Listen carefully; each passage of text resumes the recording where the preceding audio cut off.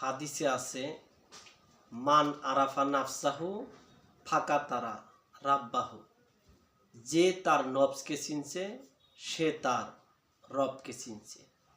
অর্থাৎ যে নিজেকে চিনতে পারছে সেই আল্লাহকে চিনতে পারছে। এখন বিষয়টা হচ্ছে আমি নিজেকে চিনব কিভাবে? নিজেকে চিনতে হলে যে নিজেকে চিনছে তার কাছে যাইতে হবে, তাহলে উনি আপনাকে শিক্ষা দিতে পারবে যে নিজেকে কিভাবে চিনা যায়। যে নিজেকে চিনতে পারে নাই, যে নিজেকে জানতে পারে নাই, নিজের ভিতরে লুকায়িত রবকে জাগ্রত করতে পারে নাই, তার কাছে গিয়ে কোনো লাভ হবে না। যে নিজের ভিতরে জাগ্রত রবকে চিনতে পেরেছেন এবং নফসের সাথে রুহের ফানা করেছেন, নিজের আমিত্বকে সম্পূর্ণভাবে বিলীন করেছেন, তার কাছে যাইতে হবে। তিনি কে? তিনি হচ্ছেন একজন কামেল মুর্শিদ, অলি।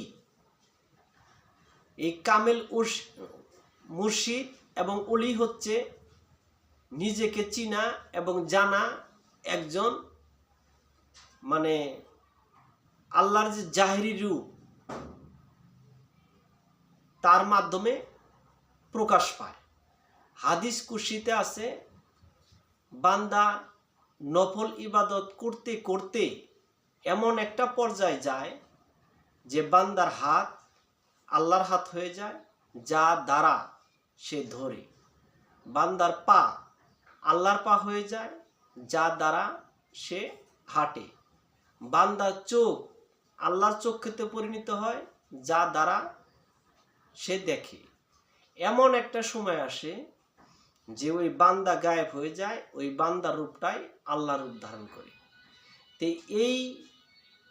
এটা কখন প্রকাশ হয়? যখন সে নিজেকে জানতে পারে, নিজেকে চিনতে পারে। আপনি কখন নিজেকে চিনবেন? যখন নিজেকে গুরুর কাছে সম্পূর্ণভাবে বিলীন করে দিবেন।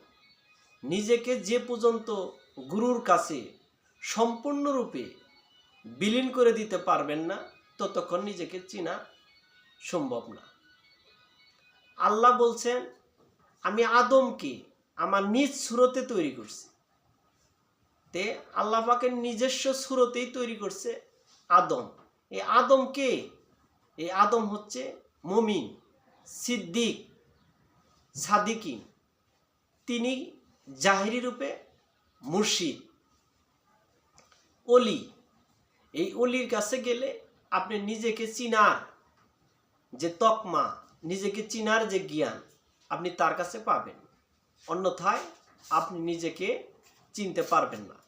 তাই তাসাউফের যে মূল বিষয় সেটা হচ্ছে নিজেকে চিনা।